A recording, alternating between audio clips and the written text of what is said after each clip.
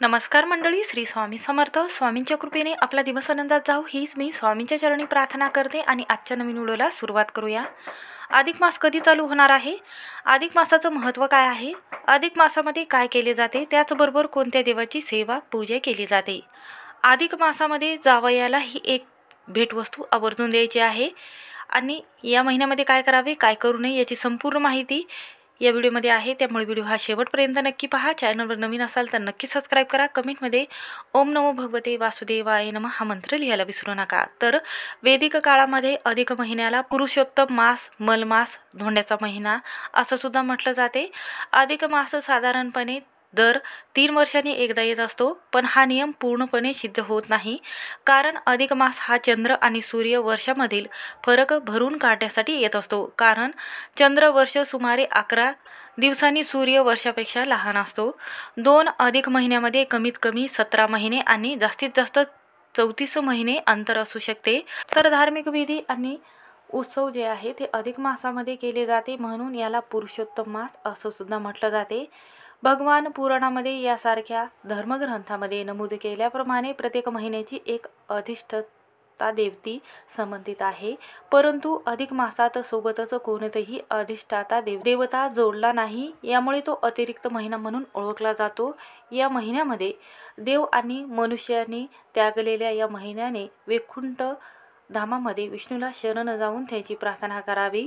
विष्णू त्यावर प्रसन्न होतात, म्हणून या महिन्याला श्रीकृष्णाला शरण जायला सांगितले गेलेले आहेत. श्रीराम हा श्रीहरी विष्णूचा 7वा अवतार म्हणून ओळखला जातो, म्हणून रामाला मर्यादा पुरुषोत्तम असं म्हटलं जातं. श्रीकृष्ण हे भगवान विष्णूचे 8वे अवतार आहेत. पुरुषोत्तम असं रूप म्हटलं गेलेलं आहे. म्हणून पृथ्वीच्या सूर्यभोवतालच्या एका प्रदक्षिणा करायला 365 दिवसापेक्षा थोडासा जास्त वेळ लागत असतो. पृथ्वीच्या सूर्यभोवतालच्या एका प्रदक्षिणेला आपण 1 वर्ष असं म्हणत असतो. हे 1 वर्ष 365 दिवसाचे असते. या प्रत्येक भागाला आपण महिना असं म्हणत असतो. म्हणून इंग्रजी कालनिर्णयानुसार एका वर्षात 12 महिने येतात. साधारणपणे प्रत्येक महिन्यामध्ये 30 किंवा 31 दिवस असतात. फक्त फेब्रुवारीला महिन्याचे दिवस 28 किंवा 29 एवढे असतात. खरं तर वारांची नावे आपण घेत असतो. हा खगोल याचा खूप जवळचा संबंध म्हटला जातो. हे नावे आकाशामधील ग्रह ताऱ्यावरूनच पडलेले आहेत. जसं की रविवार मधला रवी म्हणजे सूर्य, सोमवार मधला सोम म्हणजे चंद्र, मंगळवार मधला मंगळवार, बुधवार मधला बुध आणि गुरुवार मधला गुरु, शुक्रवार मधला शुक्र आणि शनिवार मधला शनी. या खगोलावरूनच ही नावे पडलेली आहेत. ज्या महिन्यात सूर्य संक्रांत येत नाही तो अधिक महिना म्हटला जातो. अधिक महिना किंवा पुरुषोत्तम मास 3 वर्षातून एकदा येतो. सौर आणि चंद्र वर्षामध्ये सुसंवाद प्रस्थापित करणे यामागचा हेतू असतो. पंचांगामध्ये धर्मशास्त्रामध्ये सौर, चंद्र, पृथ्वीवरील वृत्त आणि नक्षत्र यांच्या स्थानानुसार कालगणना केली जाते. तर पहिला सण हा मराठी वर्ष गुढी पाडव्यानेच म्हणजेच पहिला मराठी महिना चैत्राने सुरुवात होतो. शेवटचा महिना फाल्गुनाने की ज्यामुळे होळी पौर्णिमा असं सुद्धा या सणाला म्हटलं जाते. मराठीमधले दिवस ते तिथीनुसार ठरत असतात. आता तिथी म्हणजे नेमकी काय? चंद्राच्या पृथ्वीभोवती भ्रमणावरून तिथी ठरवली जाते. चंद्राला पृथ्वीवरील एक फेरी पूर्ण करण्यासाठी लागणाऱ्या काळात आपण 1 महिना किंवा चंद्रमास म्हणत असतो. ज्या दिवशी चंद्र पृथ्वीवरून अजिबात दिसत नाही त्या दिवसाला आपण अमावस्या असं म्हणत असतो.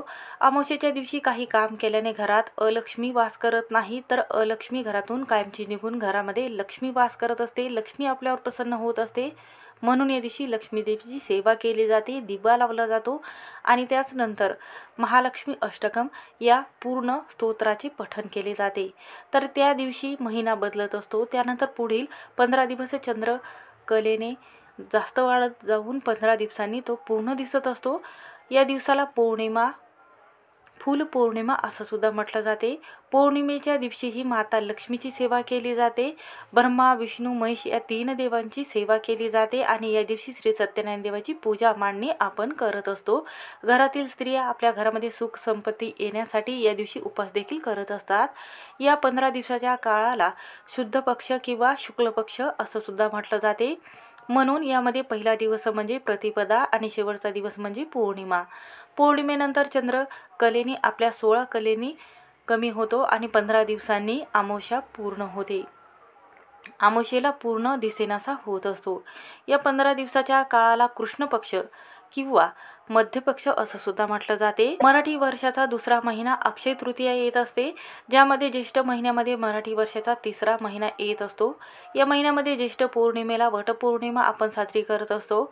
महिलेचे व्रत या दिवशी मोठ्या थाटामाटात साजऱ्या करत असतात.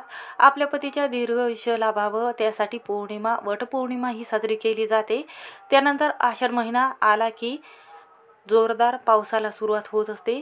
त्यावेळेस आषाढ पौर्णिमा जी आहे तर ती घराघरात साजरी केली जाते.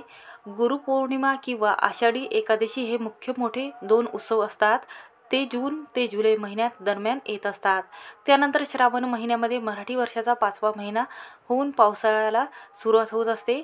पावसाळ्याचा खेळ दाखवणारा महिना म्हणून ओळखला जातो.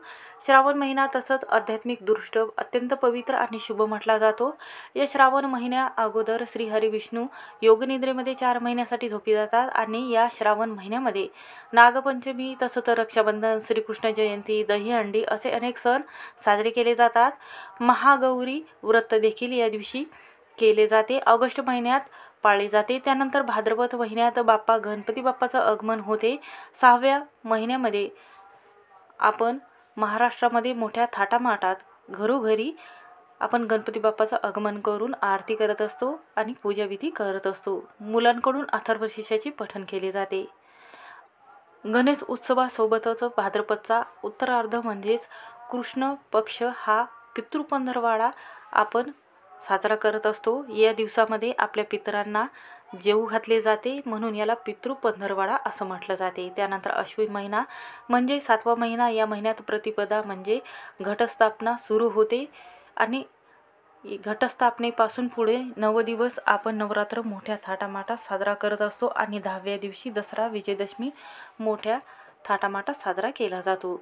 ज्या दिवशी आपण 9 दिवसाची उपवास केलेले आहे तर याचं विसर्जन हे दसऱ्याला होत असते आणि त्यानंतर अश्विन पौर्णिमा, कोजागिरी पौर्णिमा साजरी करत असतो. मोठा सण म्हणून ओळखला जातो. या महिन्यात शेवटी येत असते तर धनत्रयोदशी, नरक चतुर्दशी, लक्ष्मीपूजन हे महत्त्वाचा मुहूर्त या दरम्यान येत असतो. त्यानंतर भाऊबीज, दिवाळी, पाडवा या दरम्यान माता लक्ष्मीची सेवा केली जाते. घरोघरी लक्ष्मीपूजन केले जाते. फटाके व फराळाचा एकमेकांना हा साथ जो आहे तर तो घातला जातो आणि त्यानंतर 9वा महिना हा अखेर म्हणून ओळखला जातो. अग्रहायण म्हणून ओळखला जातो.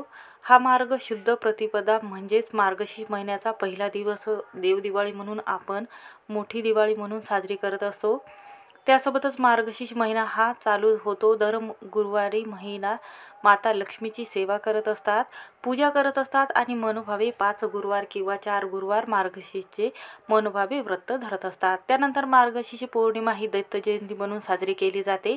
घरामध्ये सुख संपत्ती यावी यासाठी दत्त जयंतीच्या दिवशी संपूर्ण गुरुचैत्र पारायण 7 दिवस अगोदर केले जाते. त्यानंतर 10वा महिना पौष महिना आणि त्यानंतर सण उत्सव असलेला महिना मकर संक्रांती या महिन्यात साजरी होत असते आणि त्यानंतर 11वा महिना हा थंडीचा महिना म्हणून ओळखला जातो.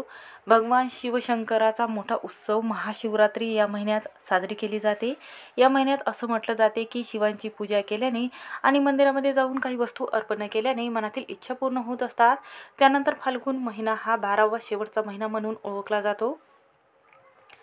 या महिन्यात पौर्णिमा होळी म्हणून ओळखली जाते आणि आपण मोठ्या थाटामाटात पौर्णिमा साजरी करत असतो. होळी, धुलीवंदन, रंगपंचमी हे सण येतात. कोकणातील शिमगा मुख्य उत्सव मोठा सण येत असतो म्हणून या निसर्गातील नवचैतन्य या ऋतूत भरून येत असतो. झाडांना नवी पालवी फुटत असते. इंग्रजी कॅलेंडर महिना जानेवारी, फेब्रुवारी, मार्च, एप्रिल, मे, जून, जुलै, ऑगस्ट, सप्टेंबर, ऑक्टोबर, नोव्हेंबर, डिसेंबर असे हे इंग्रजी महिने आहेत आणि मराठी महिने चैत्र, वैशाख, ज्येष्ठ, आषाढ, श्रावण, भाद्रपद, अश्विन, कार्तिक, मार्गशीर्ष, पौष आणि माघ आणि फाल्गुन शेवटचा महिना म्हणून ओळखला जातो.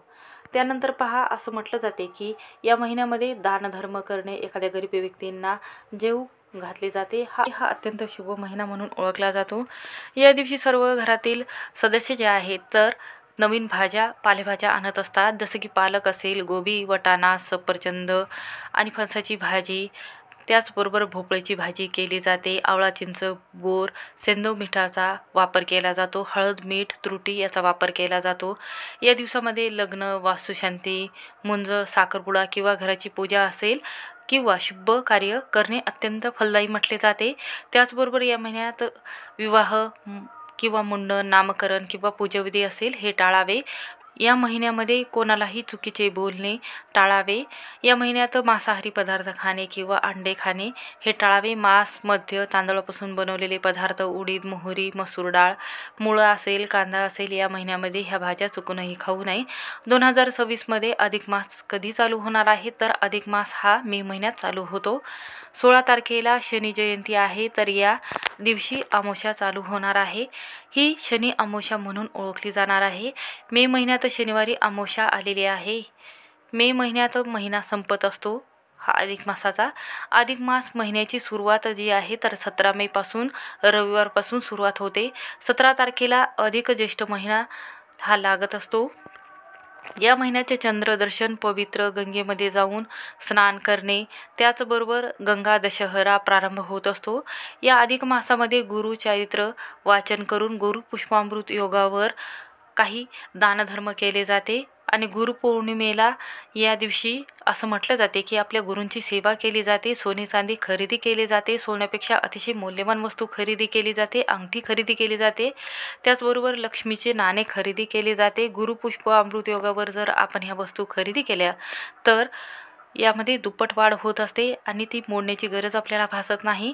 तर त्रिदेव यांचा आशीर्वाद बरोबरच लक्ष्मीचाही आशीर्वाद प्राप्त होतो. म्हणून या तारखेला तुम्ही सोनं खरेदी करू शकता.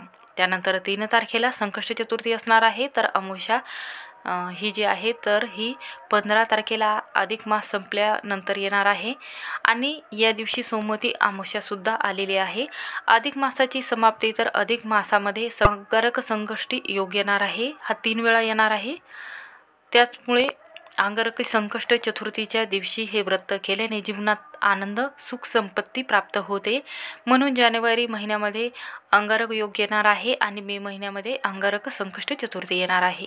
या महिन्यामध्ये जावयाला ही भेटवस्तू म्हणून दिली जाते. तर या अधिक मासामध्ये असं म्हटलं जाते की चांदीची वस्तू भेट म्हणून दिली जाते आणि जावयाला चांदीची अंगठी दिली जाते. म्हणून या महिन्यामध्ये जावयाला ही भेटवस्तू म्हणून दिली जाते. तर अधिक मासामध्ये असं म्हटलं जाते की जावयाला चांदीची वस्तू भेट म्हणून द्यावी. जावयाला चांदीची अंगठी दिली जाते. काही घरामध्ये सोने चांदी खरेदी करून जावयाला सोन्या चांदीच्या वस्तू दिल्या जातात.